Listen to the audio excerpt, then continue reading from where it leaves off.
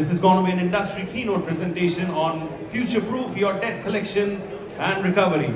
Ladies and gentlemen, this is going to be presented on stage by the one and only Mr. Prasad Patil, Chief Technology Officer and Chief Business Operations at Mobicule Technologies Private Limited. Give Prasad sir a big round of applause, everybody, please. Thank you so much, sir. Welcome. Which mic would you? I say you're already mic'd up. Yeah. Hello. Thank you.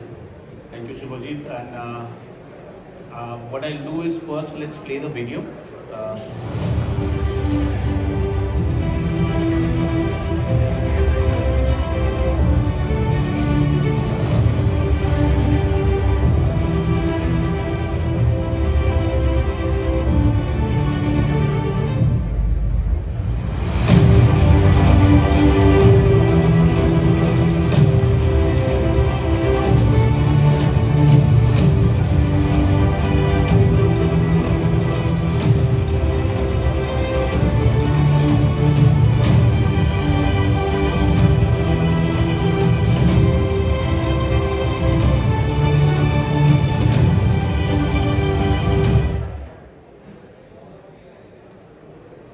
Yep. So I have a mandate from Shubhajit that the audience is quite hungry and your session is last before lunch. So I have only 6 slides for you, right? What I've tried to do is split it into 2 sections. One is I'm going to talk something about Mobicule and also then give an insight into what we at Mobicule think are those parameters which will help you not just future-proof your debt collection and recovery, but also help you in enhancing the efficiencies, right? So quickly, 15 minutes to go, and I will jump right into what we are at Mobicule. So Mobicule is a 16-year-old organization, and we've been into debt recovery for more than a decade now.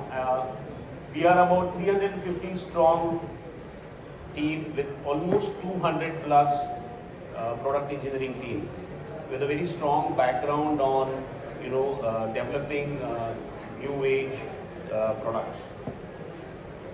We handle about 120 million consumers. So Mobicule obviously also into multiple platforms along with debt recovery. Our telecom vertical platforms handles about 120 million consumers. Focus debt collection, we have 36 million loan accounts. That is handled by our largely locations in Mumbai, Pune, Mumbai being our largest center. Pune is our extended development centers with development centers also in Nipani and Indore. We have sales offices in Delhi, Bengaluru and Chennai. The fourth line item, which is the one-of-a-kind case study that we have in the world, where we are handling a very critical platform for one of our telecom customers. About 400k retailers, 25k distributors, and we service 250 million consumers. The reason we have put it there is to also tell you that it's not just the smaller accounts. We've been handling this kind of workloads for almost a decade with very critical service SLAs. That's something that's there in our DNA. We've been doing this for a decade now. We started in 2008, where we actually started with supply chain we were the mobile first company, and we started with delivering Salesforce automation on Nokia mobiles. And from there, we've come a long way. We are now into 3 platforms, larger one being the M-Collect debt collection platform. So when we talk of full stack debt monitoring and collection, what do we mean? I think we as an organization took a call quite a long way back that we would go with the platform approach. As against a modular approach, we have tried to build what we call as a platform of platforms. There are individual modules which would cater to your digital, your field, but again, it's on a single platform, allowing us to ensure that you have a 360-degree view of your customers as you translate from your digital collection, which is the pre-view, post-view, to the contact center, then to the field, obviously the debt collection, recovery, settlement and repo. But this journey is all on a single platform. I think this addresses a larger concern of a lot of customers with regards to data sets moving away from your core platform in a siloed manner outside the system. Obviously, in the digital collection, we have already put in place, I know this is a often used word about AI and ML, but we have outcomes driven AI and ML in digital collection to ensure that you are able to put in place algorithms for categorizing into low risk, medium risk and high risk. This is something which we don't market it very much, because not that we don't trust or believe in the benefits that come to the customer, but I believe this is a journey that each customer should go through themselves, because it's not something that happens overnight. There are these data sets that need to be looked at, the model needs to be trained and then delivered. So we've done this, it's just that it's part of the overall ecosystem that we offer as a platform to drive service for you. Why do we mention it as physical? Obviously, when you look at the entire journey, the last piece, which is the legal compliance and the P2P, the print to post, we are offering all that journey on the platform. So the legal piece is well entwined with the core, and the movement from core to the legal piece is in the platform, and from the legal workbench, you would obviously then have the ability to move it either in a digital or a print to post, with getting all the data sets that you need as part of your compliance from India Post with an API enablement into your platform, without having to worry about actually that data set being garnered from the agencies that you outsource and then doing a lot of manual work to manage it, right? So this is something we've already done on the platform.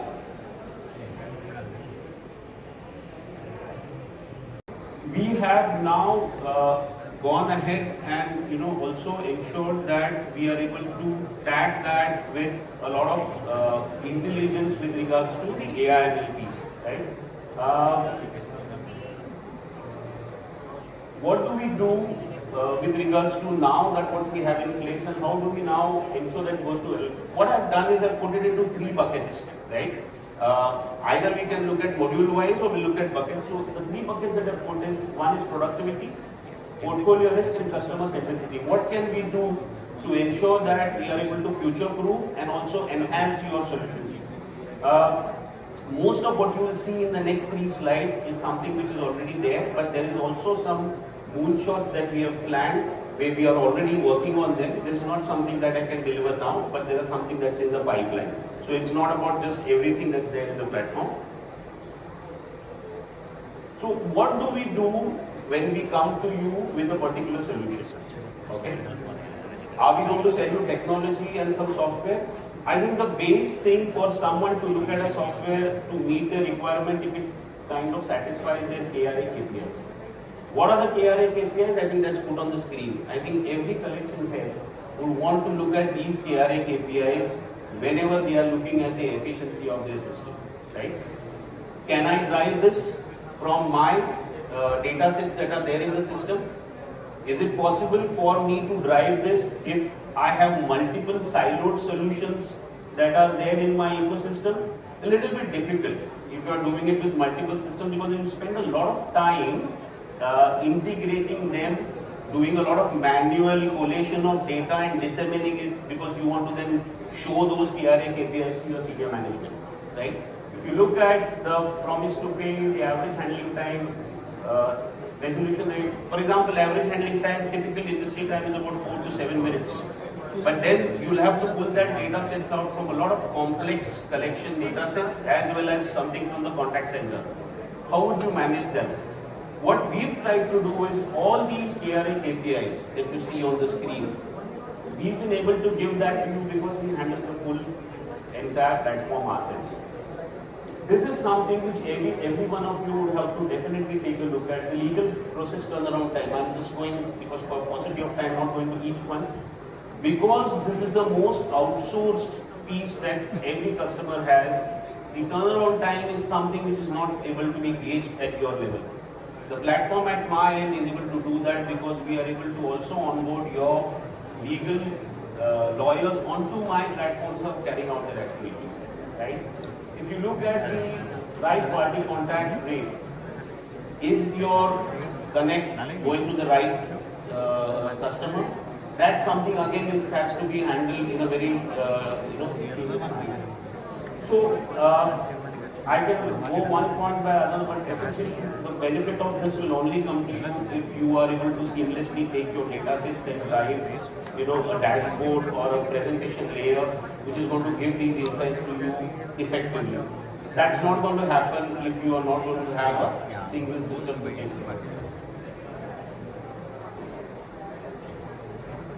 Looking at portfolio risk and for collection and recovery, this is what I said is something which we have something which is already in place, but also looking at going ahead there.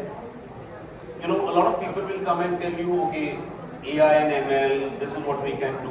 I started the presentation saying that, this is something which we do where we are able to work with your data sets. As a ethic, we don't work with data sets amongst customers.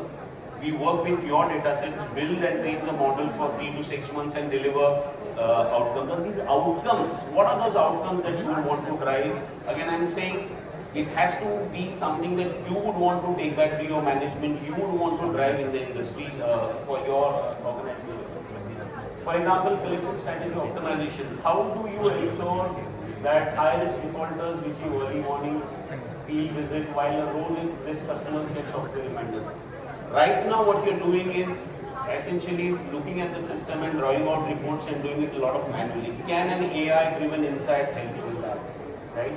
Voice and text analytics. Can you analyze your call transcripts and figure out the dispute triggers, compliance from them to give you actionable insights, which you can use for, say, strategic decision making or operational decision making, both ways, at a lower end and a management level. I'm just taking a couple of them. Legal risk assessment. Can you look at legal action where it is viable and cost effective? Again, if you look at the workloads, I've been talking to customers who have huge workloads in the legal cases. It's inhumanely possible to do analysis that is not, that is going to give you insights, rather than look at something like AI ML to help you drive that. But again, this is something which has to be an outcome which you think for your organization makes sense, rather than I come to you and say that, okay, this is something out of the box I give you. So we have the outcomes, we have the algorithms ready. In case you guys want to work with us on delivering these for your organizations, we'll be happy to listen to you. We have a stall over here. We can come to your offices to demonstrate what we have in place. But these are thought processes which you need to take and then build something for yourself, right?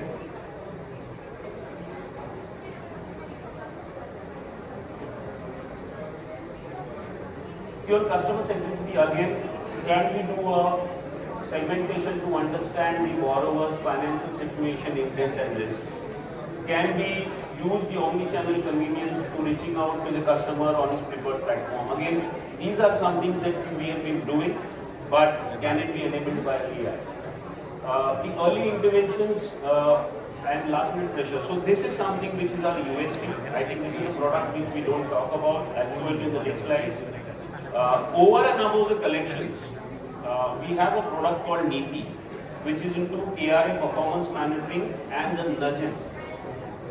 While collection efficiency is important, it is also important for you to have it driven in a proper manner. Today, I can enable nudges both at a customer as well as your hierarchy level for the delivered KRA KPIs. We've been doing it for organizations as large as one of the telecom verticals and a bank as well, where we are handling 140 KRA KPIs across the country.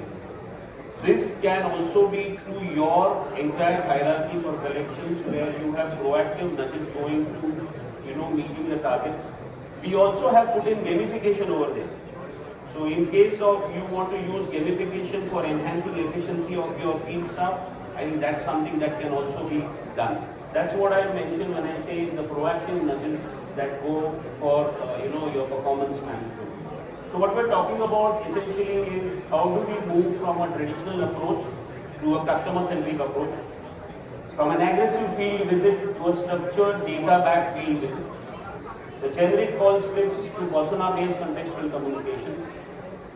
How is this possible? It is only possible if you are going to tag all the data sets that are available in your siloed system. I know a lot of people, a lot of customers have made investments as they have grown into siloed systems.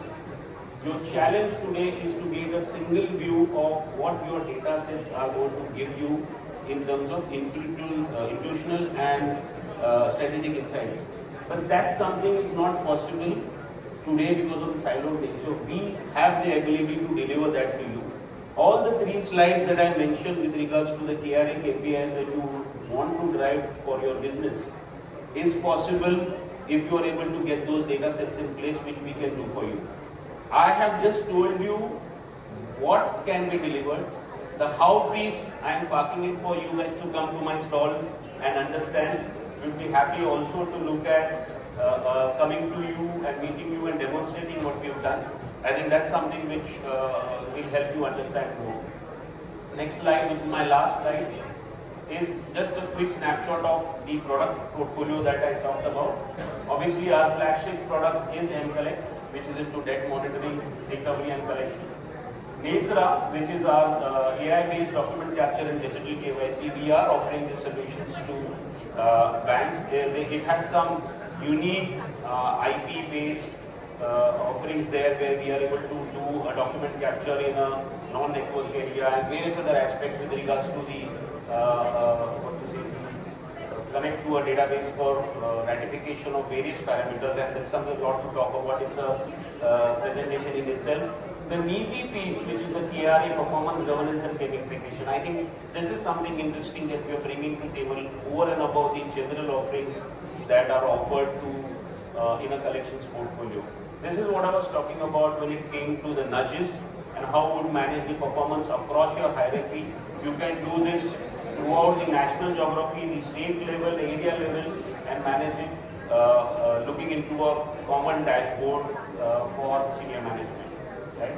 So this is what, in short, I had a quick presentation of 6 slides, given the time span that was given to me. Open for any questions.